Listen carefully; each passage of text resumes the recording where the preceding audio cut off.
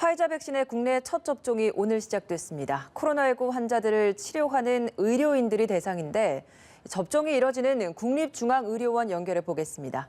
나경열 기자, 그곳 상황 전해주시죠. 코로나19 환자를 치료하는 의료진들을 대상으로 화이자 백신 접종이 오늘 오전 9시부터 이곳에서 시작됐습니다.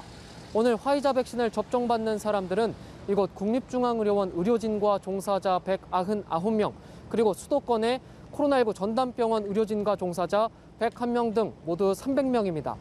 화이자 백신을 접종받은 간호사의 소감 같이 한번 들어보시겠습니다. 지난 1년간도 계속 코로나 환자를 중환자 간호를 맡아왔었는데 이제 맞고 나서도 더 든든하달까? 든든한 마음으로 최선을 다해서 코로나 종식되는 날까지 최선을 다해서 중환자 간호하겠습니다. 국내 화이자 백신 1호 접종자는 국립중앙의료원 코로나19 확진자 병동에서 일하는 여성 환경미화원 정미경 씨였습니다.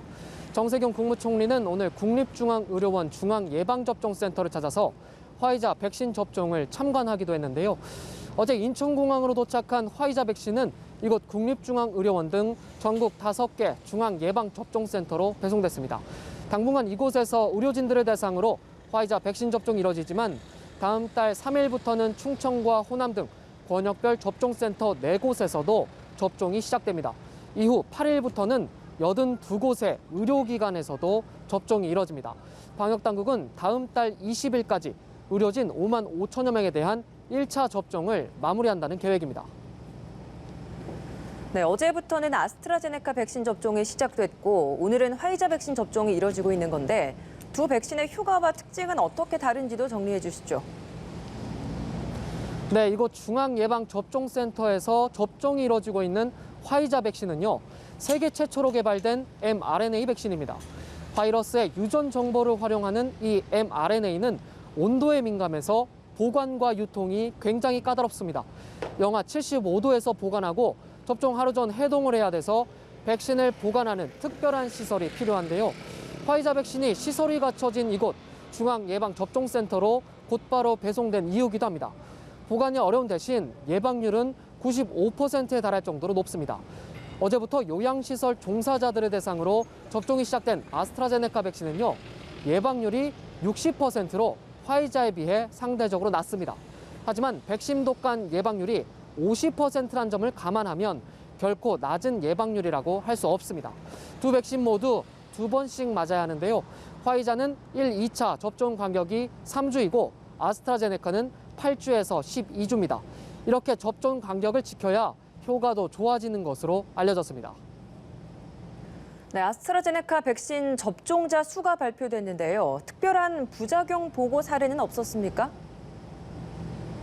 네, 정부는 오늘 0시 기준으로 18,489명이 아스트라제네카 백신을 접종받았다고 밝혔습니다. 우리나라 전체 인구 대비 0.04%의 사람이 접종을 마친 건데요. 지역별로 보면 경기가 3,500여 명으로 가장 많은 사람이 접종을 받았고요. 광주 3천여 명, 서울 1,900여 명 순이었습니다. 코로나19 예방접종 이후 이상 반응으로 의심돼서 신고된 사례는 15건으로 집계가 됐는데요. 하지만 방역당국은 이 사례 모두 예방접종 이후 흔하게 나타날 수 있는 두통과 발열 등의 경증 사례였다고 설명했습니다. 경북 포항에선 50대 여성이 접종 후 고혈압 증세를 보였고 인천에서는 요양병원 간호사 2명이 혈압이 오르고 몸이 쩌릿쩌릿한 느낌을 호소했다는 의심 신고가 들어왔는데요. 하지만 모두 금방 호전된 것으로 알려졌습니다. 지금까지 국립중앙의료원에서 전해드렸습니다.